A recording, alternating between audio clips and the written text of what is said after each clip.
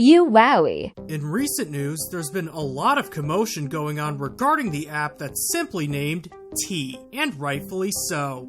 This app was initially released in 2023 and was designed to be a women's only app for anonymous dating advice and getting more information on some men in the dating world. Despite the anonymity, women who make accounts are required to upload a photo of themselves, usually a selfie, and one piece of personal identification, such as a driver's license or a passport.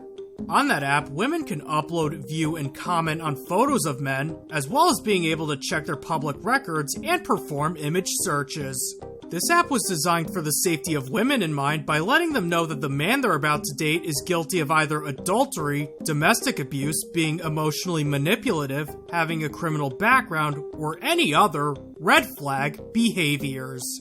Meaning this app is basically Yelp but for women rating ex-boyfriends. In fact, the structure of this app kind of reminds me of the show that used to air on Game Show Network called Baggage, which was a dating show hosted by Jerry Springer, and basically a dater had to choose between three individuals by looking into their red flags, or as what the show calls it, their baggage. With the main difference being the men's baggage is being opened behind their back to a crowd of other women, nor do the men get an opportunity to peek into the woman's baggage to see if they want to date her. But going back on topic, this app's user base has significantly grown over the years, and as of July of 2025, this app has nearly 5 million users. When I first heard about this app and what it's about, I felt sick to my stomach. Not because I'm a terrible boyfriend, but it just feels like there are so many ways where an app like this can go wrong. While there are some truly awful men out there who deserve to be called out for their immoral behavior, I could totally see the lives of innocent men being completely ruined by this app. Like, I could see some petty and vindictive women use this app to over-exaggerate some of their ex's flaws after he chose to break up with her. Not to mention the fact that women can view their records and reverse image search is just straight up stalking and borderline predatory behavior. I wouldn't be surprised either now or in the future there are going to be some men who will try to sue the app for defamation and or violation of privacy. And thinking about it, apps like this are probably why a lot of young men aren't really into dating. They probably just don't think it's worth the massive risk for the reward of ultimately finding true love. This is also evident given that according to a Pew research, nearly 2/3 of men under 30 are choosing to stay single, and for a variety of reasons. While some of these reasons are due to financial and career-related concerns, a lot of these reasons stem from mental health purposes, such as negative past experiences, the influence of social media, lack of trust, feeling like they don't meet unrealistic expectations, which in turn leads to dating anxiety. And honestly, it wouldn't surprise me if a good amount of women who use this app occasionally ask themselves, where have all the good men gone? Even though you could argue that women like them were the ones who ended up chasing them away. Again, not saying that all women are guilty of doing this, just a small handful of nutjobs who will go to extreme measures like this to try to devalue men as much as they possibly can. I should also mention this possible double standard that an app like this exists for women to rape men and completely humiliate them behind their backs. But if there was an app that let men check to see a woman's body count, or if they have an OnlyFans or have had one at some point, that app would be constantly attacked and the developers would be branded as raging incels. In my opinion, if T exists, an app like that should exist too. Or better yet, have neither app exist at all. I only think it's fair that way. And before I continue, I just want to say that I don't listen to crazy podcasters like Andrew Tate or any other people in that general field. This was just me stating my initial thoughts about the scenario when I first heard about it. But going back on topic, we did end up getting that level of equality to some extent. Because in what is probably one of the biggest cases of Uno reverse card play on the internet, a user of the anonymous image board site 4chan leaked the verification selfies of over 72,000 users.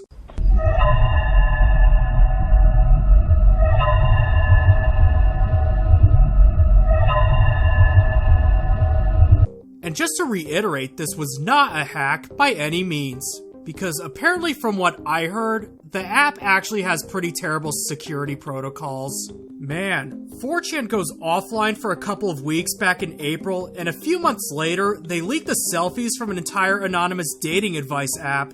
I guess this proves that nothing can kill 4chan. And when this did happen, I saw a lot of praise over the internet for what 4chan did, especially on Reddit of all places. And if you're wondering, this doesn't automatically make 4chan some magical place for online vigilantism. Sure, they solved some mysteries on there, most notably the Burger King foot lettuce, but if I had to use a D&D alignment chart to describe 4chan's actions, it would very well be chaotic neutral, since they just do what they think is the funniest, and they don't really care who they're helping or hurting for the sake of getting a laugh. When the data was initially released onto the site, a lot of the people on there were making fun of the women who use the app for being rather unattractive, with some comments saying, "These are the women calling you an incel loser. You find one cutie in 300. I thought it was all Stacy over there. Explain yourself burgers." And simply, the female chuds. Also, on a side note, I found out there was a men's version of the T-app that ended up getting taken down in less than a day. Kind of goes back to that double standard I was talking about earlier. One more thing that should be mentioned is that someone made an online game using the dox selfies from the hack that's called T-Spill, where it shows two random selfies from women who use the app, and you have to decide on which one you find to be more attractive. With the caption reading, "Click on the foid you prefer," with foid being a shortened version of femoid, which is a derogatory word used to belittle women. On top of that, each selfie has their own ELO rating, with there being leaderboards for both the top 50 and the bottom 50. In a sick and twisted way, the women who join this app to rate and review men are now the ones who are being rated and reviewed. While I find the T-app's existence to be disturbing, I found this to be just as disturbing, especially since these women are being referred to as foids, which is just degrading. It's even worse if you think about some of the women who joined this app because they were in an abusive relationship, only to be abused even more by anonymous people online. That's most likely going to be a pretty significant blow to their mental health. If you think I'm white knighting these women, I'm not. I'm looking at this from a more empathetic angle and believing there are some women who were in an abusive relationship and would want to take a lot of measures to prevent something like that from happening again. And it feels like those types of women on there are being overshadowed by the crazy people on there who use it as an outlet to dox, stalk, and humiliate any man they want to. I get what this app was trying to do, but ultimately, an app like this should have never existed in the first place, since apps like these are almost always going to be ruined by crazy people who will abuse this power to no end on their petty revenge quest against their ex-boyfriends, regardless of how scummy they are. Anyways, that's all I have for today, and I'll see you next time.